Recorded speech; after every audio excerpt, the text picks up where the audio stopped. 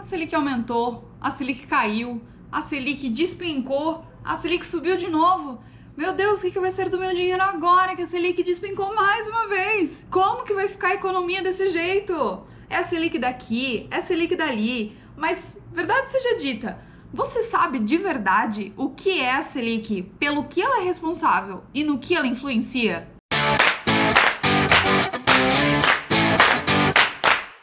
Olá pessoas, tudo bem com vocês?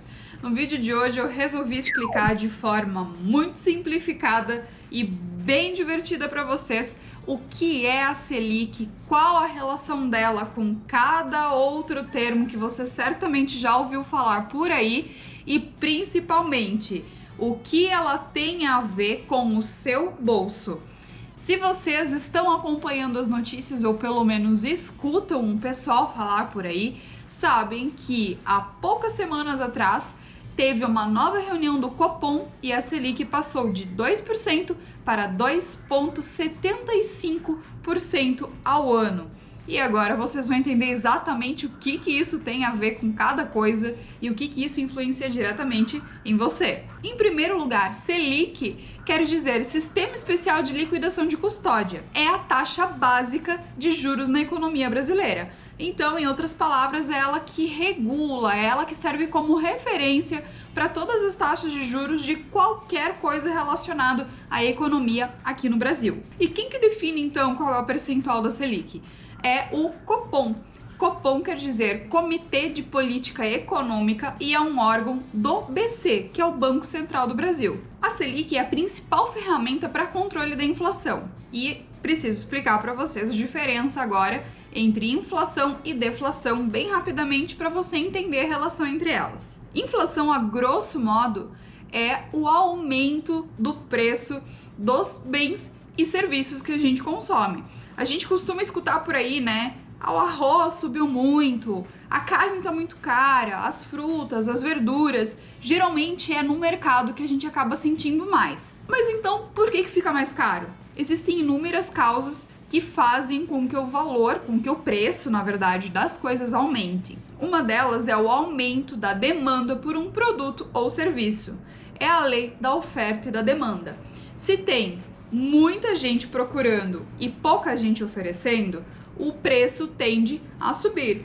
Agora, se tem pouca gente procurando e muita gente oferecendo, o preço tende a baixar. Isso acontece principalmente quando a gente investe em ações ou no mercado de milhas, por exemplo. É da mesma forma. Segunda causa, o Brasil é um país com uma economia emergente. Significa que nós somos um país subdesenvolvido, mas estamos em crescimento. Só que isso coloca a gente num patamar muito variável. Então, a nossa economia, ela é muito mutável e de forma muito rápida ela pode sofrer alterações. Isso traz muitas incertezas, traz muita insegurança, principalmente para os investidores, tanto daqui do próprio país quanto lá de fora, investirem no mercado brasileiro. A terceira causa é a própria desvalorização da moeda real. Isso pode acontecer quando tem muita moeda em circulação, ou seja, a gente tem muita moeda circulando, né, com poder de compra na mão dos brasileiros. E isso também pode acontecer, tanto valorizar quanto desvalorizar, pela quantidade de exportações e importações que ocorrem aqui no país. Isso tudo acaba na quarta causa, que culmina no que a gente costuma chamar e ouvir falar de alta no dólar. A verdade é que eu já falei em outro vídeo aqui, eu expliquei bastante sobre o dólar, vou deixar nos cards para vocês darem uma olhada se ainda não viram, mas não é o dólar que aumenta ou diminui, e sim a nossa moeda que valoriza ou desvaloriza perante a ele. Mas já vou explicar um pouquinho mais, vou dar um pequeno briefing aqui para vocês sobre dólar. Apesar da gente considerar, obviamente, a inflação, quando ela é muito alta, algo ruim para os nossos bolsos, a irmã dela, deflação, também vem para ajudar de certa forma. Porque a inflação e a deflação, elas controlam a economia nacional. É muito fácil você lembrar a diferença entre um e outro. Eu vou explicar aqui. Quando tem muita gente buscando, acontece a inflação dos preços. Ou seja, ele infla, ele cresce, fica grande, então o preço aumenta. Quando tem pouca gente buscando e eles precisam incentivar as pessoas a consumirem, a comprarem aqueles produtos ou adquirirem aqueles serviços, eles precisam deflacionar. Então eles vão diminuir os preços para que as pessoas comprem determinado bem, determinado serviço. Agora a gente entra um pouquinho na questão da dolarização. Eu já falei em outro vídeo, como eu mencionei, já deixei nos cards, o dólar, ele é a moeda âncora para todo o mercado internacional. O dólar, assim como o euro, são moedas de trocas internacionais, mas o dólar tem um câmbio flutuante e antigamente o lastro dele era baseado no ouro, mas isso é papo para outra história. Já aproveita, deixa aí hashtag fala mais sobre o dólar. Se você quiser saber um pouquinho mais sobre a história dele, eu conto em outro vídeo. Mas o que vocês precisam saber é que toda transação internacional, e obviamente a nossa aqui que está dentro desse circuito, se baseia no dólar, principalmente nas importações e nas exportações. E o que os investidores que você mencionou, Ana, tem a ver com isso então? Os investidores, tanto do próprio país quanto os do exterior, eles podem resolver investir em determinadas coisas, principalmente ações, né, empresas e outras variáveis aqui no nosso país. Mas acontece que eles dependem de muitas variantes, como eu já mencionei antes, por conta da inflação e uma série de fatores econômicos e políticos também, para determinar se algo vai aumentar o valor ou se vai diminuir. Isso vale também para as ações, porque se a gente tem algo que tem um valor muito agregado, consequentemente o preço das ações tendem a ser maior também. Isso, obviamente, para o bolso do investidor é muito bom. Agora, quando algo tende a baixar o seu preço, a ação acaba acompanhando e, obviamente, os investidores acabam fugindo. É óbvio que tem outros tipos de investimento, tá, gente? A gente pode falar diretamente de empresas, pode falar de investimentos menores, uma série de outros investimentos, mas os principais são esses que acabam afetando diretamente a economia nacional.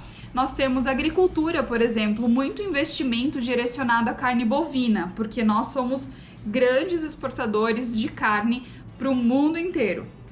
Então, se eu tenho um investimento específico em bois, em bovinos aqui, eu tenho que entender, como investidor, que eles estão simplesmente sujeitos a variações que eu possa ter na alimentação, na parte medicinal.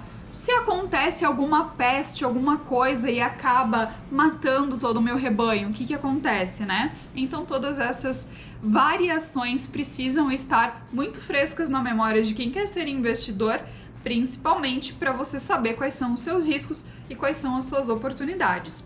Uma coisa muito legal sobre a Selic que eu não mencionei é o fato de que ela faz então esse controle, digamos assim, da economia, justamente por conta de ser referência para todas as taxas de juros nacionais, e ela reflete não somente nos empréstimos e financiamentos, mas reflete também no bolso daqueles que têm um dinheirinho guardado. Eu já falei aqui que poupança certamente não é o melhor investimento, né? Também vou deixar alguns links aqui no card, vou deixar na descrição também para você dar uma conferida depois. Existem outras formas de você ter um dinheiro aplicado numa renda fixa que te renda um valor muito melhor que a poupança.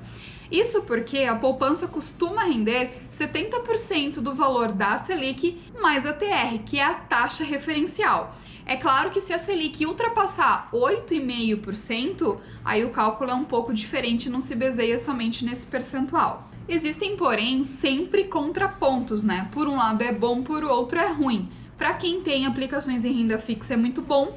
Agora, quanto maior for a base, né, essa referência que é a taxa Selic para a economia nacional, pode ser um pouco ruim, porque isso acaba inibindo também a economia no sentido de criação de novas empresas.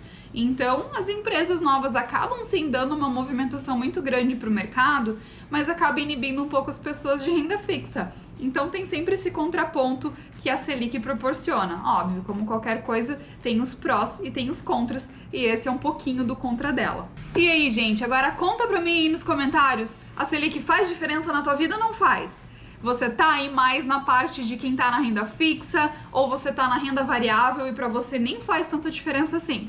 Por favor, deixa aí nos comentários o que você achou. Espero que você tenha curtido do vídeo de hoje. Não se esquece de se inscrever nesse canal e, por favor, ativa o sininho para não perder nenhuma notificação. Segue a gente lá no Insta, segue a gente também lá no Facebook, dá uma espiada nos conteúdos lá do blog e eu espero você na próxima, hein? Bora planejar? Tchau!